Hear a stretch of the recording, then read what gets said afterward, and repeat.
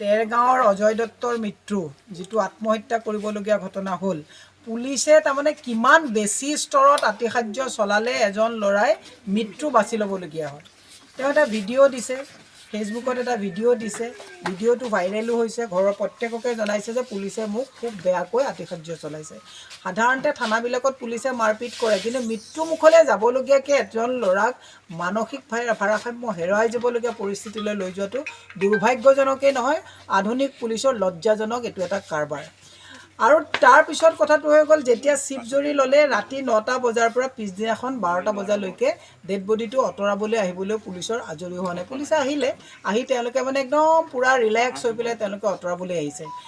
এইখিনি সময়ত মাননীয় মুখ্যমন্ত্ৰীয়ে কয় পুলিচ মোৰ, আধুনিক পুলিচৰ কথা কয়, জি পি সিং ডাঙৰীয়া আধুনিক পুলিচৰ কথা কয়।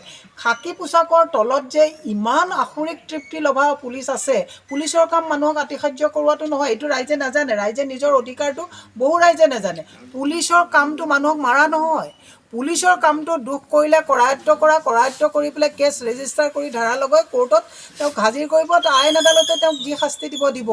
এই ল'ৰাটো এনেকুৱা কিবা শাস্তি কাম কৰিছিলে নেকি যে এনেকুৱাকৈ তাক টৰ্চাৰ কৰা হ'ল, আত্মহত্যা কৰিবলগীয়া হ'ল? তাতোতকৈ দুৰ্ভাগ্যজনক কথা, এই মাতৃগৰাকী যোৱাকালি দেৰগাঁও থানাত যেতিয়া ন্যায় বিচাৰি তাত গৈছে, দেৰগাঁও থানাৰ মানুহেও তেওঁলোকক হুককা পিছলা কৰিছে। তাৰমানে কি, দুখীয়া মানুহৰ, গৰীব মানুহৰ কাৰণে পুলিচ প্ৰশাসন আজি তাৰিখত নাই নেকি? তাৰমানে এইখন চৰকাৰ ধনী মানুহৰ চৰকাৰ নেকি? এই চৰকাৰখন কেৱল হিতাধিকাৰীৰ চৰকাৰ নেকি? মই মুখ্যমন্ত্ৰীক সুধিব বিচাৰিছোঁ। ইতিমধ্যে মুখ্যমন্ত্ৰীয়ে একচুৱেলি গোটেইবিলাক তেওঁৰ যিটো ন্যায়িক কাম, নৈতিক দায়িত্ব, এইবিলাক হেৰুৱাইছে। জোনমণি ৰাভাৰ ক্ষেত্ৰত তেওঁৰ একে ঘৰৰ উশাহতে লাগি থকা, তেওঁৰ গৃহ বিভাগৰ দায়িত্বত থকা এগৰাকী মানুহক হত্যা কৰা হ'ল। আজিলৈকে মুখ্যমন্ত্ৰী যাবলৈ সাহস গোটাব নোৱাৰিলে।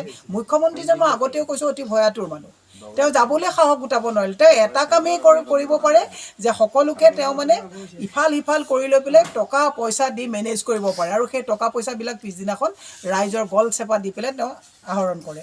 মই এটা কথাই আজি আমি ক'ব বিচাৰিছোঁ, আমাৰ মাননীয় সভাপতি ভূপেন বৰা ডাঙৰীয়া, গৌৰৱ গগৈ ডাঙৰীয়া, তেওঁলোকে আমাক ইয়ালৈ পঠাইছে। আমি জিলাৰ সকলো, ইয়াত গোলাঘাট জিলাৰ সকলোখিনি আমি মোটামুটি আমাৰ যিখিনি দায়িত্বত আছে, ব্লকৰ প্ৰেচিডেণ্টৰ পৰা মহিলা কংগ্ৰেছৰ সভানেত্ৰীৰ পৰা আমি আহিছোঁ, এই পৰিয়ালটোৰ লগত আমি আছোঁ। আমি জি পি সিং ডাঙৰীয়ালৈ এটা আমি দাবী জনাইছোঁ, মুখ্যমন্ত্ৰীলৈ দাবী জনাইছোঁ, পুলিচ মোৰ বুলি ক'লে নহ'ব, পুলিচকো আপোনালোকে আধুনিক কৰক, যে পুলিচে মানুহক যে মাৰা, আতিশায্য কৰাটো পুলিচৰ কাম নহয়। গতিকে এই পৰিয়ালটোৱে ন্যায় পাব লাগিব।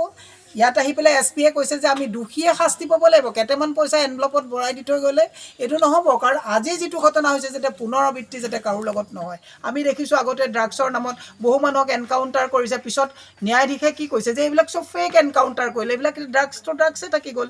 গতিকে এনকাউণ্টাৰ কৰা যিটো আসুৰিক তৃপ্তি, পুলিচে তাৰ ঊৰ্ধত মানৱীয়তাৰ ক্ষেত্ৰত আইন যাতে হাতত তুলি নলয় পুলিচে, তাৰ কাৰণে পুলিচক আধুনিকৰণ কৰিবৰ কাৰণে আমি DGPক টানি অনুৰোধ জনাইছোঁ। আৰু মুখ্যমন্ত্ৰীকো কৈছোঁ, হাল এৰি খেল খেদা বাদ দিয়ক, আঁচনি ফাচনি পিছত দি থাকিব, মানুহক ন্যায় দিয়ক। এই পৰিয়ালবিলাকক এনেকুৱা বহু ঘটনা হৈছে, আজি জোনমণি ৰাভাৰ ঘৰত আজি ন্যায় নাপায় আৰু ন্যায়। আজি এই পৰিয়ালটোও যাতে তেনেকৈ ন্যায় নোপোৱাকৈ নাথাকে, তাৰ কাৰণে আমি মুখ্যমন্ত্ৰী মহোদয়ক দাবী জনাইছোঁ।